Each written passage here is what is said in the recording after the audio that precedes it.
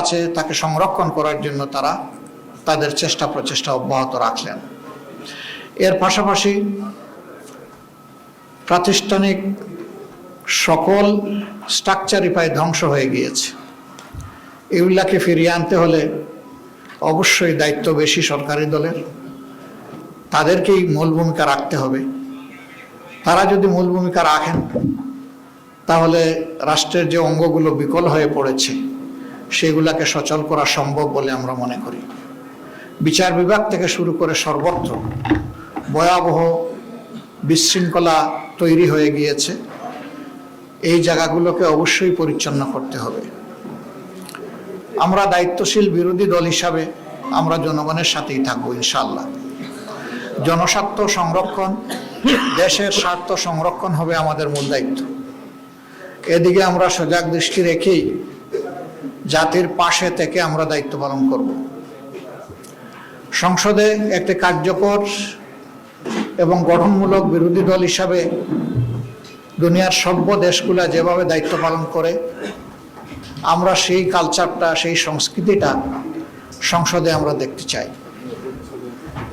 সংসদের দুইটা অঙ্গ, একটা সরকারি দল আর একটা থাকবে বিরোধী দল, এটাই স্বাভাবিক। বিরোধী দল যেন তার ন্যায্য অধিকার, সংসদে কথা বলার অধিকার পায়, সেটা আমরা আশা করব। নূতন সরকারের দায়িত্ব যারাই নেবেন, দায়িত্ব নেওয়ার পরে আমরা আমাদের দিক থেকে নৈতিক দায়িত্ব পালন করব ইনশাআল্লাহ। আমরা তাদেরকে আশ্বস্ত করব, দেশ এবং জাতির স্বার্থে আপনাদের পাশে আছি। আমরা হাতে হাত রেখে কাজ করব। স্বার্থ বিঘ্নিত হলে আমরা আমাদের দায়িত্ব পালন করব। এই পাহারাদারির মধ্য দিয়ে একটা জাতিকে আমরা কাঙ্ক্ষিত গণতন্ত্রের রাস্তায় উঠাতে পারবো বলে আমরা আশাবাদী। আমরা আশাবাদী থাকতে চাই এবং আমরা ইতিবাচক দৃষ্টিভঙ্গি পোষণ করতে চাই। দেশে আইন শৃঙ্খলা রক্ষা করা, সামাজিক সৌন্দর্য বিধান করা, মানুষের অধিকার সংরক্ষণ করা, জনজীবনে নিরাপত্তা নিশ্চিত করা এবং জনগণ যে বিভিন্ন সিন্ডিকেটের কবলে পড়ে অতিষ্ঠ, সেগুলা থেকে বের করে আমরা আনতে পারবো যদি সরকারি দল আন্তরিকতার সাথে উদ্যোগ গ্রহণ করেন, এবং আমরা সেই ক্ষেত্রে সহযোগিতা করব, আমরা আশ্বাস দিচ্ছি।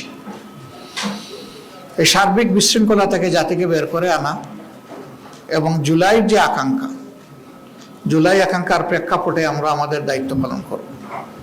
আমরা অতীতেও বারবার জুলাই শহীদদের প্রতি গভীর শ্রদ্ধা নিবেদন করেছি, জুলাই যোদ্ধাদের প্রতি শ্রদ্ধা নিবেদন করছি। আজকে আরেকবার জাতীয় সংসদের কার্যক্রম ইনশাআল্লাহ আগামীকাল থেকে শুরু হওয়ার কথা, আমরা আরেকবার তাদেরকে গভীর শ্রদ্ধায় স্মরণ করছি এবং যারা চলে গেছেন আল্লাহর দরবারে তাদের জন্য শাহাদাত কামনা করছি। আর যারা আহত ভঙ্গ হয়ে বেঁচে আছেন মহান মাবুদের দরবারে, মহান রবের দরবারে তাদের জন্য সুস্থতা কামনা করছি। পুরা জাতি কার্যত জুলাইয়ে যুদ্ধ করেছে। জাতির এই অবদানকে স্মরণ রেখে যদি সংসদ পরিচালিত হয়, আমরা বিশ্বাস করি এই সংসদ জনগণের প্রত্যাশা পূরণে সক্ষম হবে ইনশাআল্লাহ। কিন্তু যদি জুলাই আকাঙ্ক্ষাকে আমরা ভুলে যাই তাহলে এই জাতির ভাগ্যে বারবার জুলাই ফিরে আসতে পারে। আমরা এটা চাই না। আমরা চাই যে জুলাই যে কারণে ফিরে এসেছে এই কারণটা যেন আর দ্বিতীয়বার তৈরি না হয়। আমরা এখন যে দেশটা, স্বাধীন দেশটা আল্লাহর মেহেরবানিতে পেয়েছি, এটি একসময় পাকিস্তানের অংশ ছিল। 47-এ যারা যুদ্ধ করে সংগ্রাম করে পাকিস্তান তৈরি করেছিলেন তারা অনেক ভালো কথা বলেছিলেন, কিন্তু সেই ভালো কথার প্রতিফলন জনগণ দেখেনি। তারপরেও 47 যে পূর্ব পাকিস্তান ছিল এটাই বর্তমান বাংলাদেশের সীমানা, ওই সীমানা নিয়েই আমরা চলছি। কাজে এটার ভিত রচনা হয়েছে 47।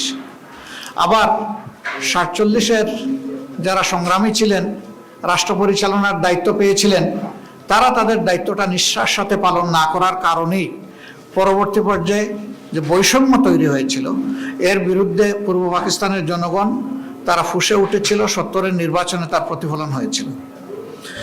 এই নির্বাচন অনুযায়ী 70 সালে ক্ষমতা হস্তান্তরের কথা ছিল শান্তিপূর্ণভাবে, সেটি না হওয়ার কারণেই মুক্তিযুদ্ধ অনিবার্য হয়ে উঠেছিল এবং সেই মুক্তিযুদ্ধে অসংখ্য জীবন চলে গিয়েছে, অসংখ্য মানুষ আহত পঙ্গু হয়েছেন, যারা অংশগ্রহণ করে যুদ্ধ করেছেন, যারা চলে গেছেন এবং যারা আহত হয়েছিলেন তাদের সকলের প্রতি আমরা গভীর শ্রদ্ধা নিবেদন করছি। সম্মানিত বন্ধুগণ, ইতিহাসের ধারাবাহিকতায় আজ ২৬ সালের এই নির্বাচন অনুষ্ঠিত হয়েছে। অতীতে এদেশে সুষ্ঠু গণতন্ত্র প্রতিষ্ঠা হওয়ার কোনো পরিবেশ তৈরি হয়নি। আমরা আশা করি যে আমাদের সমবেত প্রচেষ্টায় সরকারি দল বিরোধী দল মিলে আমরা যদি দায়িত্বশীল আচরণ করি, জাতির প্রতি যদি আমরা দায়বদ্ধতা নিয়ে কাজ করি, তাহলে গণতন্ত্র তার প্রাতিষ্ঠানিক রূপ পাবে ইনশাআল্লাহ।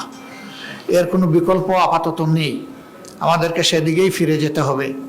তবে হ্যাঁ, এই পরিবেশ ফিরিয়ে আনা খুব সহজ বিষয় নয়, অনেক চ্যালেঞ্জ আছে এর সামনে, আমরা বুঝি। চ্যালেঞ্জ যাই থাকুক আমরা মনে করি এটা অর্জনযোগ্য। যদি আমাদের আন্তরিকতা উভয়ের থাকে তাহলে আমরা পারবো ইনশাআল্লাহ। তা আমি আজকে সাংবাদিক বন্ধুদের মাধ্যমে গোটা দেশবাসী যারা এই নির্বাচনে অংশগ্রহণ করেছেন, বিশেষ করে আমাদের পাশে দাঁড়িয়ে যারা সমর্থন শক্তি জুগিয়েছেন এবং যারা আমাদেরকে ভোট দিয়ে কৃতজ্ঞ করেছেন, আমরা তাদের সকলের প্রতি গভীর কৃতজ্ঞতা জ্ঞাপন করছি, আন্তরিক শুকরিয়া জানাচ্ছি এবং অভিনন্দন ও মোবারকবাদ জানাচ্ছি।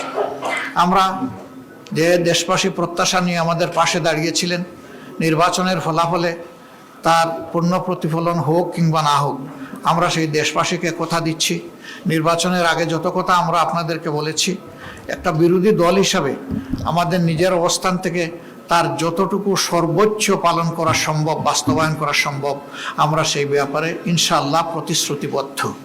আমরা তা করার জন্য সর্বাত্মক চেষ্টা করব। আল্লাহ যেন আমাদেরকে সাহায্য করেন।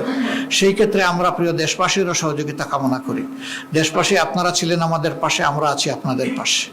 আমরা আপনাদেরকে ছেড়ে কোথাও যাব না। সুদিনে দুর্দিনে যাই আসুক, আমরা দেশবাসীর সাথে থাকবো ইনশাআল্লাহ। আল্লাহ তাআলা আমাদের সহায় হন এবং আগামীকাল থেকে যে নতুন অধ্যায়ের সূচনা হচ্ছে, এটা দেশের জন্য কল্যাণ বয়ে আনুক, নতুন দ্বারা সুস্থ রাজনীতির বিকাশ ঘটুক এবং মানুষের জীবনে শান্তি এবং নিরাপত্তা ফিরে আসুক। আমাদের যুবকদের প্রত্যাশা পূরণ হোক, তাদের হাতে হাতে কাজ তুলে দেওয়ার জন্য রাষ্ট্র যেন পদক্ষেপ নেয়, সেই পদক্ষেপের আমরাও গর্বিত অংশীদার হতে চাই।